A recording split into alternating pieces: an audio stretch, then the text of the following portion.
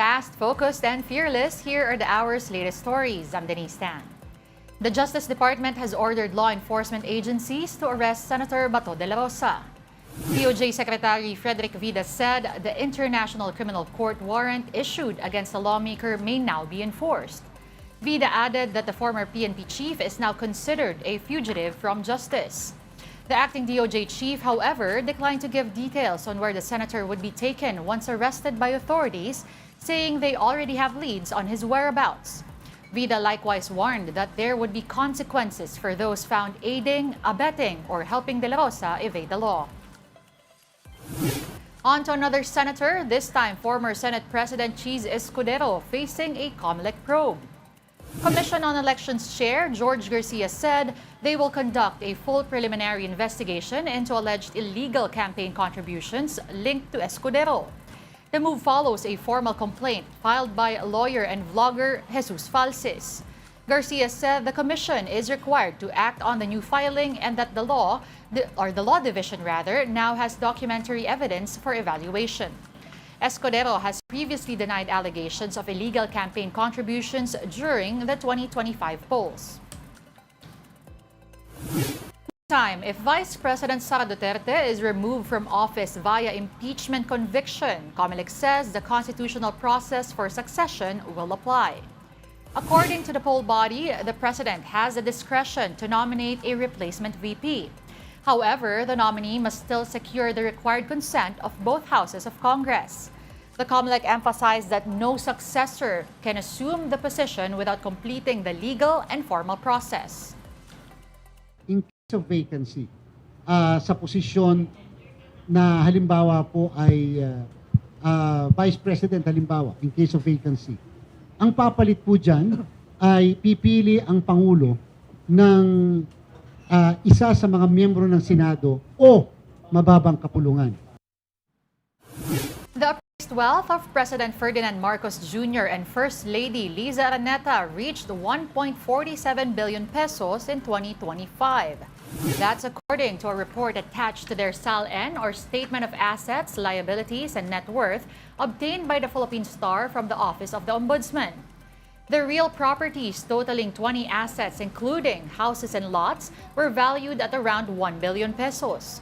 Meantime, the first couple's personal properties, including cash, investments, jewelry, and artwork, were valued at more than 427 million pesos. The couple also recorded increases in cash, investments, and art collections compared to 2024. Overall, the Marcos couple's appraised net worth has steadily risen since 2022 with no declared liabilities since then. Let's now see stories from our media partners. On the Philippine Star, manufacturers seek price hikes on sardines, meat, milk, and noodles due to rising fuel owing to the Middle East conflict. The Department of Trade and Industry reports that 68% of monitored goods maintain stable prices. Proposed increases target specific brands, not whole product categories. The DTI is reviewing these petitions before updating the suggested retail price list. School supplies are also being monitored, though no hikes are expected yet. On Business World, the Philippines faces rice production pressures from El Nino and soaring fuel and fertilizer costs linked to the Middle East conflict.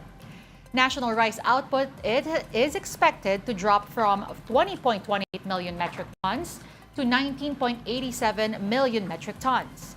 The International Rice Research Institute advocates for farmers' safety nets, better seed distribution, mechanization, and local fertilizer production to lower costs. For more details of these stories, you can visit the social media pages of the Philippine Star and Business World. Do check out as well the social media platforms of One News PH for the very latest news.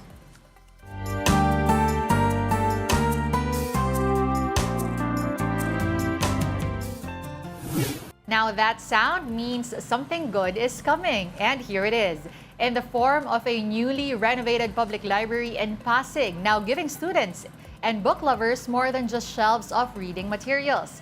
Mobile journalist Daniel Dayao tells us more. Rows of thousands of books, a wide and well-lit space. For book lovers, this really feels like heaven. This is the 5-story of Pasig Knowledge Center that recently opened to encourage young Filipinos to reading more.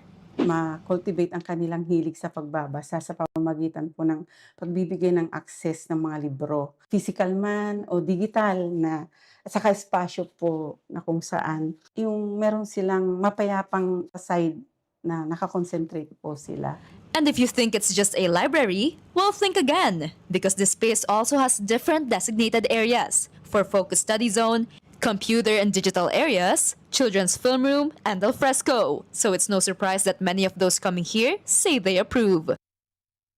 Since I'm about to take din po kasi this incoming board exam. Kung magko-coffee shop is masyado pang costly. So, buti na lang talaga tsumempo din na nakita ko siya sa FB na yun nga open na to. So, nagpunta na ako. Kaalamig niyo po, sobrang comfy po mag-aral. Katahimik din po and mababait din po yung mga staff. Tapos sobrang organized It's a sila. really big help, no? Na matulungan yung mga estudyante natin na makapag-aral. And ito yung ebidensya na kapag bumoto tayo ng tama is mararanasan talaga natin yung good governance. The library is open not just for Pasig residents, but even for those coming from other cities.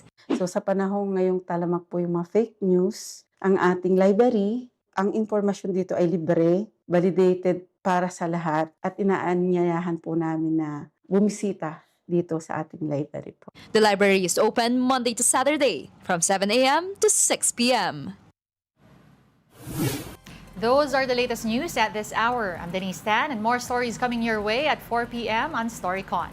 We leave you with an explainer from the Associated Press on what to know about the new Ebola virus. Watch this. Ebola causes symptoms very similar to other common illnesses in Africa, such as malaria or influenza.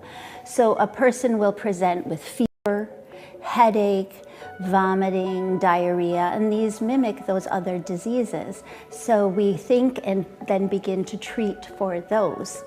And because Ebola is not as common, we don't first think of that. And that is a very dangerous period of time because we miss that diagnosis.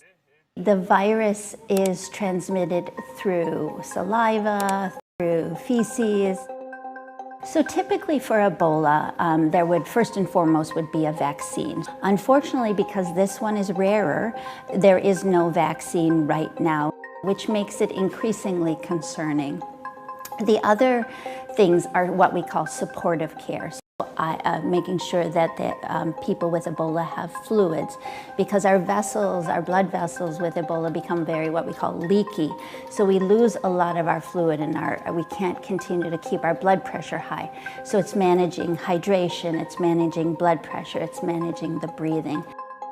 If you have a suspected case, you want them to quarantine. You want them to be isolated. If someone is a contact, you want them to be quarantined. You want to slow movement. You want to check for fevers as people are moving around.